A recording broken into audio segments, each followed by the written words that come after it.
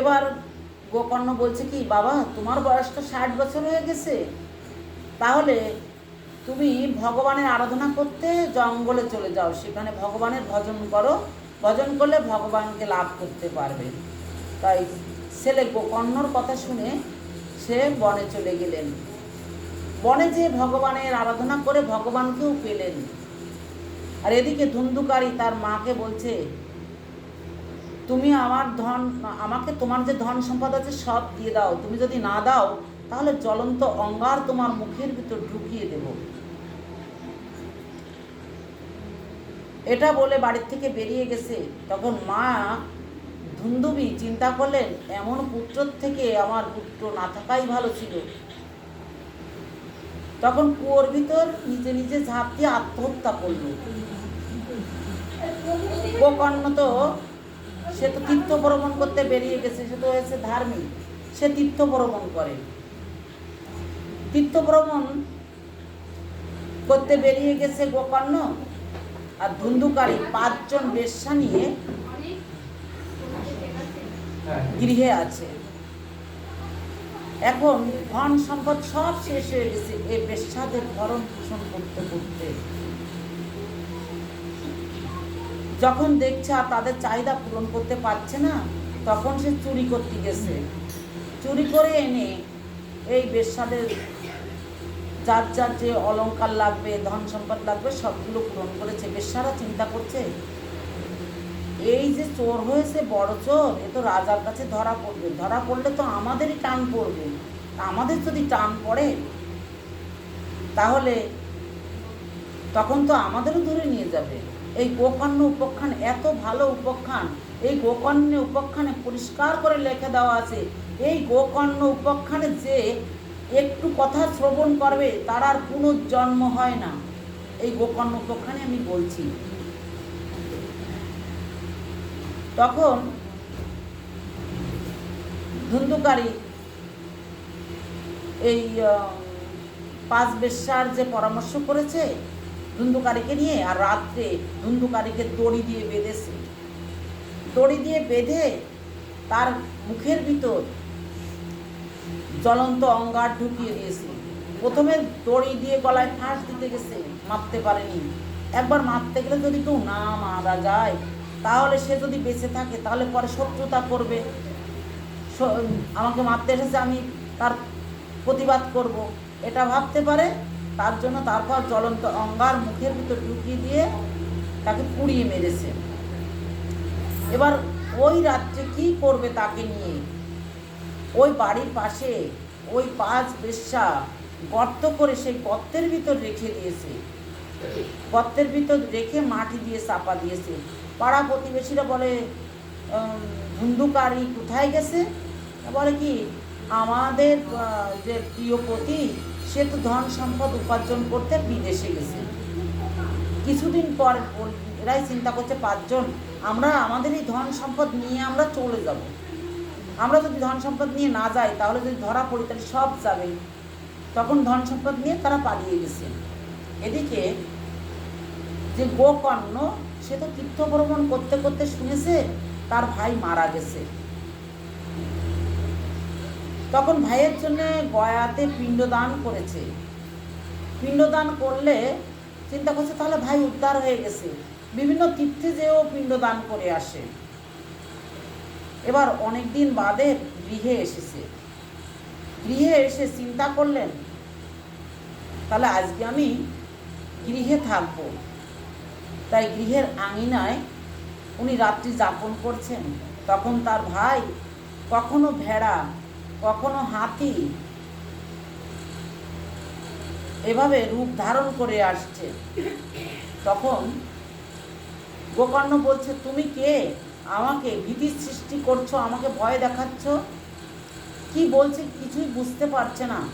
তখন গোকর্ণ তো নিষ্কিঞ্চন বৈষ্ণব, তিনি হাতে একটু জল নিয়ে সেই জলটা মন্ত্র করে যখন ছিটিয়ে দিলেন, তখন তার ভাই বলছে, ভাই আমি তোমার ভাই, তা আমি বেশ্যাসক্ত হয়ে আমি ধর্মকর্ম কিছু করিনি, তাই আমার এই প্রেত জনি হয়েছে, তাহলে আমাকে তুমি উদ্ধার করো।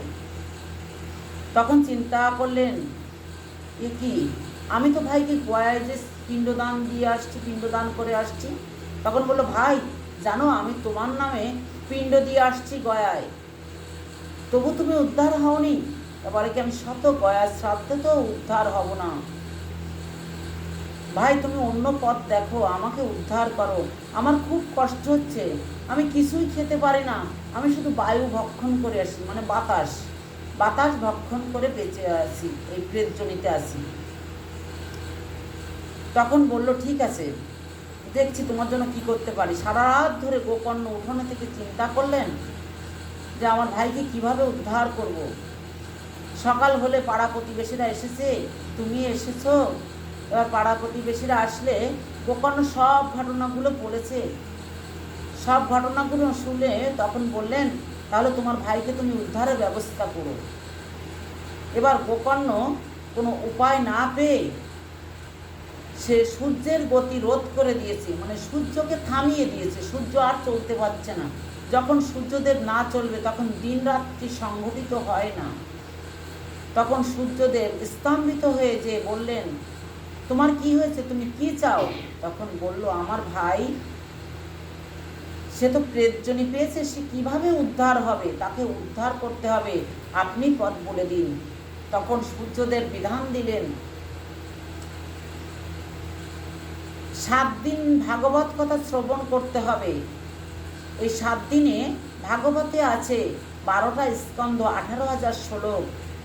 এই পুরো যে প্রথম থেকে 12 স্কন্ধ পর্যন্ত আলোচনা করতে হবে। মুখ্য শ্রোতা হিসেবে বসে থাকবে, সব কিছু বিধান দিয়ে দিলেন যেটা ভাগবতে আছে। সেই মতো যদি পাঠ দিতে পারো তাহলে তোমার ভাই উদ্ধার হবে। এটা শুনে খুশি হয়ে সব কিছু আয়োজন করলেন, আর মুখ্য শ্রোতা হিসাবে একজন ব্রাহ্মণকে রাখলেন। যে শুধু পাঠ করলে হয় না, শ্রোতা লাগে। শ্রোতা না হলে সেটা তো সেভাবে ফল দান করে না। কারণ আমি একা একা পড়ে গেলাম আর একা একা বুঝে গেলাম, সেটা হয় না, সবাই মিলে বুঝতে হয়। কারণ পাঠ যে করে তার থেকে যারা পাঠ শোনে তাদের পুণ্য বেশি। এই যে ভাগবত পাঠ যারা শ্রবণ করতে আসে, শত শত জন্মের পুণ্য ফলের উদয় হলে তারা ভাগবত শাস্ত্র ভাগবত পাঠ শুনতে আসে। এক জন্মের স্বীকৃতিতে কেউ ভাগবত শুনতে আসে না। এরা আগের জন্মের ধার্মিক ছিল, তাই তারা ভাগবত শুনতে আসে, গ্রন্থে আছে, আমি বলছি না। এবার এই 7 দিন পাঠ করে শুরু হয়ে গেছে। প্রথম দিন শুরু হয়ে গেছে, আর এই ধুন্ধুকারী সেই যে প্রেতটা, সেটা তো বাতাসের মতো হালকা, এসে যদি বাইরে বসে তাহলে বাতাসে উড়ে যাবে। তখন সে কি করছে, সে এসে ভিতরে ওই যে বাঁশ, একটা 7 গাঁটযুক্ত একটা বাঁশ বেঁধে রেখেছে, ছোট্ট একটা ছিদ্র, সেই ছিদ্রর ভিতর ঢুকে যেয়ে বসে আছে। এই ছিদ্রর ভিতর বসে ভাগবত কথা শুনছে। সন্ধ্যাবেলায় যে হয়েছে, তখন একটা বাঁশের গাঁট ফেটে গেছে।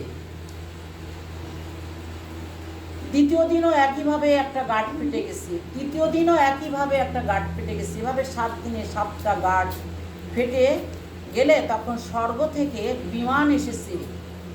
বিমান এসে এই ধুন্ধুকারীকে নেওয়ার জন্য, ধুন্ধুকারী তখন সে দিব্য শরীর, জ্যোতির্ময় শরীর প্রাপ্ত হয়ে তখন তার ভাইকে বলে ওই রথে উঠে চলে যাবেন। তখন গোকর্ণ প্রশ্ন করলেন, এখানে ভাগবত পাঠ তো অনেক লোক শুনেছে, তাহলে তো সবার মুক্তি হবে, সবার জন্য এক একটা করে বিমান আসবে, সবার জন্য কেন বিমান আসেনি? তখন সেই ভগবানের পার্শ্বদ বলছেন, দেখেন গোকর্ণ, আপনি তো নিষ্কিঞ্চন বৈষ্ণব, তাই আপনার জন্য স্বয়ং ভগবান আসবেন, আপনাকে ভগবান নিয়ে যাবেন। আর সবাই সমানভাবে শোনেনি, শোনার তারতম্য ছিল। কারণ ওই যে প্রেত, সে তো উপবাস থেকে 7 দিন ওই যে ছিদ্রর ভিতর ঢুকেছিল ওখানে বসেই সে পাঠ শ্রবণ করেছে। তাহলে শ্রবণের তারতম্য, সবাই তো ওইরকমভাবে নিষ্কিঞ্চনভাবে তো ওইভাবে তো শুনতে পারেনি। তখন গোকর্ণ বলে দিলেন, শ্রাবণ মাসে ভাগবত পাঠের খুব মাহাত্ম্য, তাই আমি শ্রাবণ মাসে 7 দিন ভাগবত পাঠের এভাবে আয়োজন করব, সব গ্রামবাসীরা আসবে, দেখি আমরা এবার মুক্ত হতে পারি কিনা, এবার আমরা চেষ্টা করে দেখব। ধুন্ধুকারী ভাই তো চলে গেল স্বর্গে, তাহলে আমরাও করব। এবার শ্রাবণ মাসে আবার ভাগবত পাঠ শুরু হয়েছে। এবার গ্রামবাসীরা একজন উদ্ধার হয়েছে বলে সবাই এসেছে, এসে এসে ভাগবত কথা শুনছে, এমনকি কুকুরও এসেছে। যারা এসেছে এই পাঠ যারা শুনেছে, 7 দিন পাঠ শোনার পর স্বর্গের থেকে অনেক অনেক বিমান এসেছে। আর গোকর্ণের জন্য ভগবান নিজেই এসেছেন রথ নিয়ে। এবার সবাইকে এই রথে উঠিয়ে নিয়ে স্বর্গে চলে গেলেন, সবাই মুক্ত হয়ে গেল। তাহলে এই ভাগবত কথার এত মাহাত্ম্য। দেখেন, এই ভাগবত কথা যেমন মাহাত্ম্য আছে, তেমনি দেখেন আজ যদি কেউ চোর থাকে কাল যে সাধু হবে না এমন কোনো কথা নাই। আজ চোর থাকলে কাল সে সাধু হতে পারে। তেমনি সুদর্শন নামে এক বড় চোর ছিল। এই সুদর্শন চোরের চেহারা খুব সুন্দর ছিল, যেমন গায়ের রং তেমনি তার জ্যোতি, কিন্তু স্বভাবে ছিল চোর। এদিকে পাশের রাজার একটা কন্যা ছিল, তার নাম ছিল বৃন্দা। এই বৃন্দা যুবতী হয়েছে, কিন্তু ধার্মিক। তার পিতা তো ধার্মিক রাজা, আর বৃন্দা আরো বেশি ধার্মিক। বৃন্দা তার পিতাকে বলে দিল, বাবা, আমার যে স্বয়ংবর সভা করবে, এই সবাই তুমি সাধু হোক সাধু না হোক, যেই হোক না কেন ডাকবে, তবে আমি যে কোনো একজন সাধুকেই আমার স্বামী হিসেবে বরণ করে নিব। তুমি ঢেরা পিটিয়ে জানিয়ে দাও তোমার লোকজন দিয়ে। এবার ঢেরা পিটিয়ে পাড়ায় জানিয়ে দিলেন, আশেপাশে পাড়ায় জানিয়ে দিলেন, যারা যারা সাধু আছে সবাই আসবে, আমার মেয়ের স্বয়ংবর সভা হবে, আমার মেয়ে যে কোনো একজন সাধুকে বরমাল্য দেবেন। এবার সুদর্শন চোরা সেটা শুনে চিন্তা করছে, আমি তো সাধু সাজতে পারতি, আমি যদি সাধু হতাম না, তাহলে আজ রাজার মেয়েকে আমি বিয়ে করতে পারতাম, তাহলে আজ আমার এই রাজ্যটাও হতো। এবার সুদর্শন চোরা চিন্তা করলেন, তাহলে তো আমি সাধু সাজতেও পারি, আমাকে চিনবে না, আমি সেজে যাব। তাহলে পাশে যে মন্দির আছে, মন্দিরে গেছে। মন্দিরে যে এবার সাধুকে বলছে, মন্দিরের যে পুরোহিত তাকে বলছে, ঠাকুরমশাই,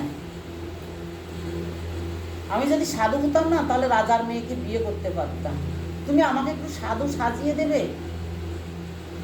তা ঠাকুরমশাই বলছে, দেখ, সাধু সাজতে সাজতে মানুষ সাধু হয়ে যায়। প্রথমে সাধু সাজতে হয়। সাধু কি করে সাজতে হয়? যখন চোর জিজ্ঞাসা করেছে তখন বলেছে, তিলক পরতে হয়, মালা পরতে হয়, দাদার সঙ্গে তিলক ধারণ করতে হয়। যেমন ললাটে কেশবায় নমো, নামিতে নারায়ণায় নম, হৃদয়ে মাধবায় নমো, কণ্ঠে গোবিন্দায় নমো, তাহলে ওং বিষ্ণবে নমো, ওং মধুসূদনায় নমো, ওং ত্রিবিক্রমায় নমো, ওং বামনায় নমো, ওং ধরায় নমো, ওং ঋষিকেশায় নমো, ওং পদ্মনাভায় নমো, কোমর দামোদরায় নমো। আর মস্তকে 2 হাতে তিলক রেখে এই মাথায় দিয়ে বলতে হয় বাসুদেবায় নমো। বাসুদেব হচ্ছে স্বয়ং ভগবান। এভাবে দাদুর সঙ্গে তিলক করতে হয়। তা দাদুর সঙ্গে তিলক পরবি, মালা পরবি, আর মাথায় টিকি রাখবি, তাহলে তুই সাধু হয়ে যাবি, দেখতে তোকে সাধুর মতোই লাগবে। বলে কি, ঠাকুরমশাই, তাহলে তুমি আমাকে সাধু সাজিয়ে দিলে। শোনো, আমি রাজার মেয়ে যদি বিয়ে করতে পারি, তাহলে আমি যে ধন সম্পদ নিয়ে আসবো না, তার থেকে তোমাকেও কিছু দেব। এবার সাধু বলছে কি, যে তাহলে তুই একটা কাজ কর, মাথা মুন্ডন করে আয়, টিকি রেখে আয়। এবার মাথা মুন্ডন করে টিকি রেখে এসেছে। এবার দাদার সঙ্গে তিলক ধারণ করিয়ে দিয়েছে, এবার ধুতি পরিয়ে দিয়েছে, উত্তরীয় গায়ে দিয়ে দিয়েছে। এবার যার শরীরে এত জ্যোতি, এত ফর্সা, এত সুন্দর যার চেহারা, তাকে যদি সাধু সাজানো হয় তাহলে কত সুন্দর লাগে। আর কণ্ঠিতে তুলসীর মালা এবার পরে এবার ঠাকুর মশাই সাজিয়ে দিয়ে ঠাকুর মশাই দেখেন যারা নিষ্কিঞ্চন বৈষ্ণব তারা কিন্তু বৈষ্ণব দেখলে চিনতে পারে কে বৈষ্ণব। তা ঠাকুর মশাই নিষ্কিঞ্চন তো, তাই দেখে ঠাকুর মশাই নয়নে জল এসে গেছে। ঠাকুর মশাই দেখলেন এই যে সুদর্শনের ভিতর যে অপূর্ব জ্যোতি বেরোচ্ছে, এ তো ভক্ত হয়ে যাবে। তখন সুদর্শনকে দেখে প্রণাম করছে। তখন সুদর্শন বলছে, ঠাকুর মশাই আমি তো চোর, তুমি আমাকে প্রণাম করছো? তা বলছে কি, তুই একদিন বৃন্দাবনবাসী হবি, আমি তোর ভিতর দেখতে পাচ্ছি। এবার বলছে, ঠাকুর মশাই তাহলে আমি আসি? বলে কি, যা। এবার এই রাজার রাজসভায় বহু লোক এসেছে, সাধারণ লোক এসেছে, যারা একটু ভক্ত তারা এসেছে। এবার এসে তো সবাই বসে আছে। এবার এই সাধুদের যখন সাধু বেশ ধারণ করে যে সুদর্শন গেছে, সুদর্শন যে চিন্তা করলেন, ও বাবা আমি তো আমাকে তো খুব সুন্দর লাগছিল, কিন্তু এই সাধুদের কাছে এসে তো আমাকে সাধু বলে মনে হচ্ছে না, মনে হচ্ছে কি যে আমি তো 2-4 দিনের সাধু।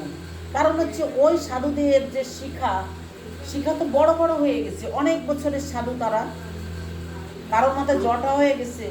তাহলে আমাকে তো সাধু বলে মনেই হচ্ছে না, মনে হচ্ছে কি আমি 2-4 দিনের সাধু।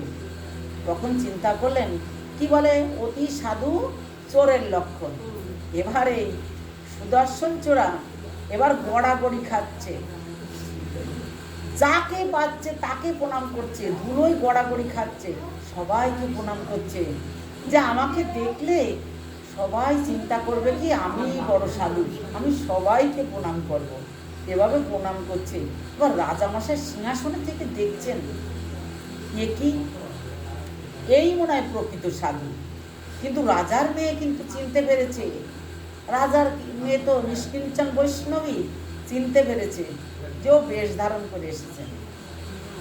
এবার রাজার মেয়ে চিন্তা করলো, এই যে সাধুরা এসেছে, আমি রাজকন্যা, আমাকে বিবাহ করলে এই সাধুরা ধন সম্পদ পাবে, রাজ্য পাবে, তার জন্য এসেছে।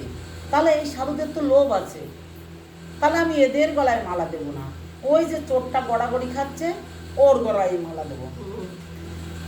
রাজার মেয়ে চিনতে পেরে ওই চোরের গলায় মালা দিয়েছে। এবার রাজা কি করেছে, ধুমধাম সহকারে বিয়ে দিয়ে দিয়েছে। এবার রাজার তো কিছু লোকজন থাকে, তাদের বলছে কি, এই তোরা যে একটু দেখে আয় তো, এই সুদর্শনের কেমন পরিবেশের ছেলে, কেমন ছেলে, ওর একটু পরিবেশ টরিবেশ সম্বন্ধে বাড়িতেও আছে কিনা একটু জেনে আয়। লোক পাঠিয়ে দিলে জানতে গেছে। আর সেদিন আবার এই রাজার মেয়ে আর এই সুদর্শনের বাসর ঘর, তা বাসর ঘরে রাজার মেয়ে কি করছে, ওই যে নকল মানে সিটি গোল্ডের সব জিনিস রেখে দিয়েছে, সোনার জিনিস না রেখে সিটি গোল্ডের জিনিস রেখে দিয়েছে। কারণ সে তো চোরেরে বিয়ে করছে, চোর তো এসেছে চুরি করতে, ওরে কি আর বিয়ে করতে এসেছে, বিয়ে তো করছে চুরি করবে বলে, রাজার বাড়ি চুরি করবে। এবার সিটি গোল্ডের জিনিস ভরে রেখেছে।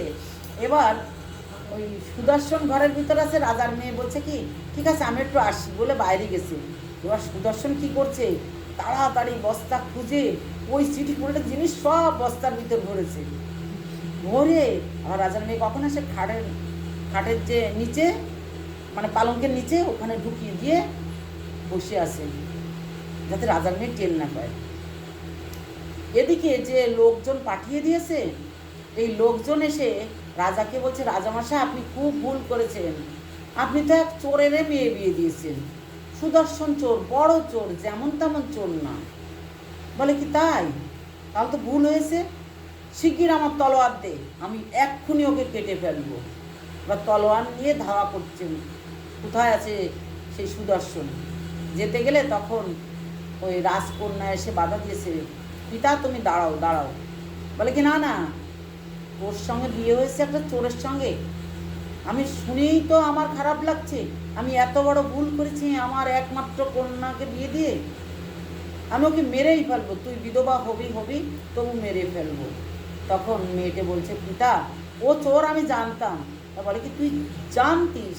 বলে কি, হ্যাঁ তাহলে বিয়ে করলি কেন?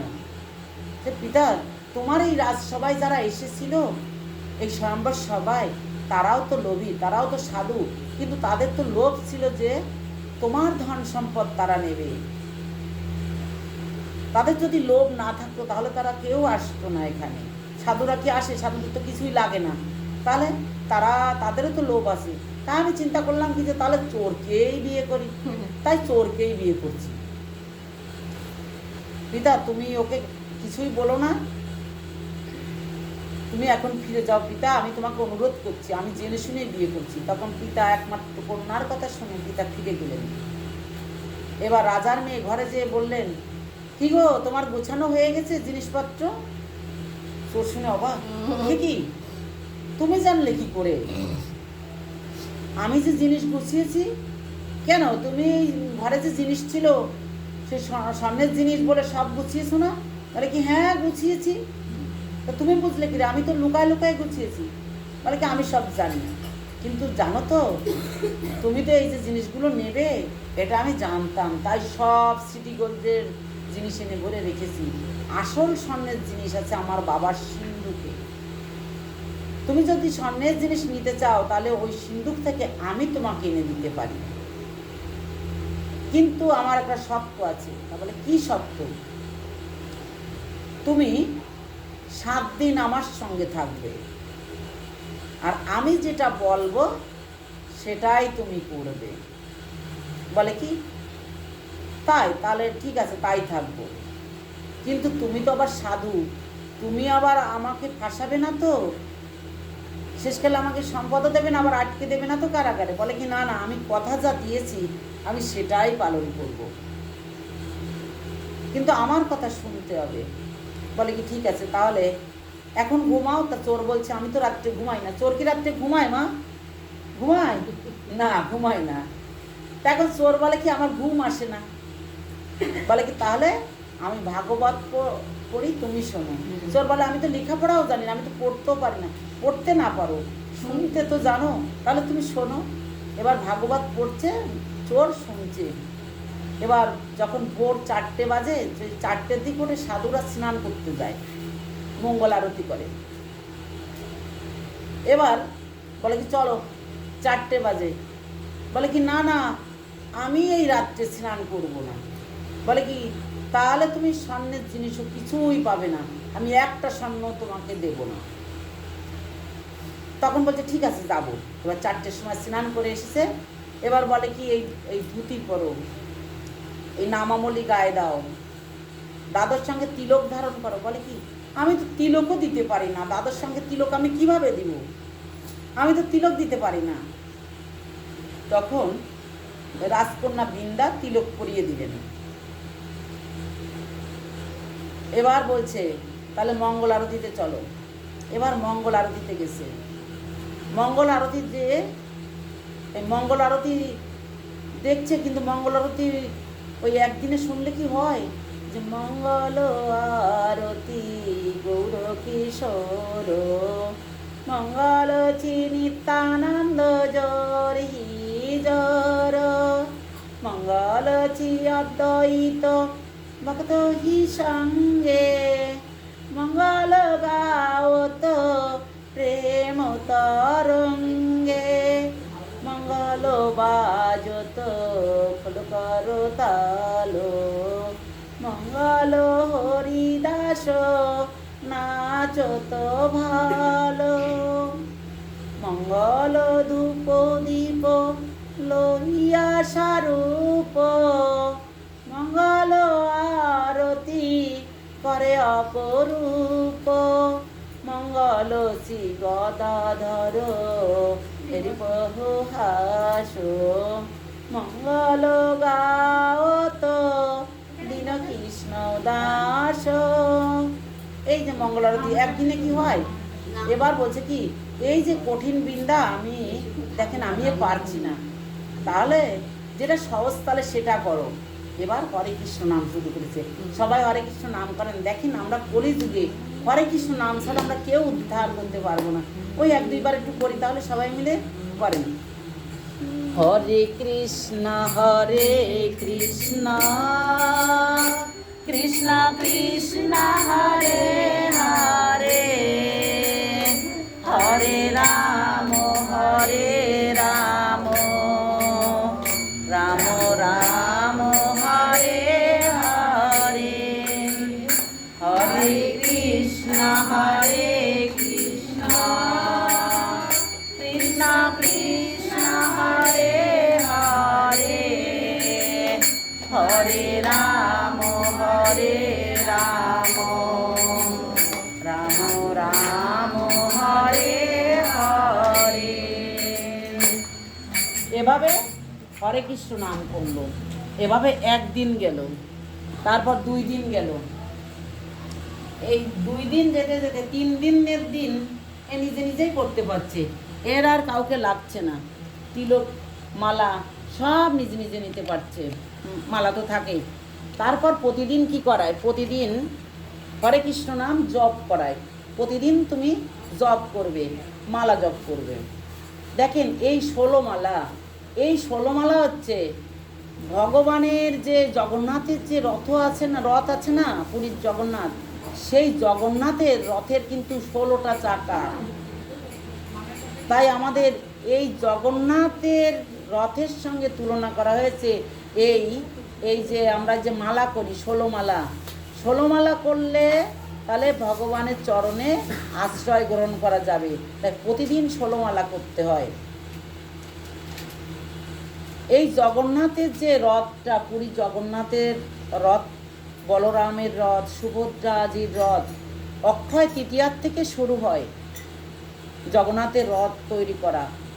আর এই রথযাত্রায় সেই জগন্নাথের রথ, বলরামের রথ, সুভদ্রাজির রথ, সবার রথ আলাদা আলাদা চলে।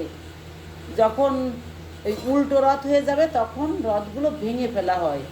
এত সুন্দর করে কাজ করে করা হয়। দেখেন এই যে কাঠ দিয়ে তৈরি করা হয়, এই কাঠে কিন্তু কোনো লোহা ব্যবহার করা হয় না, কাঠের খিল লাগানো হয়।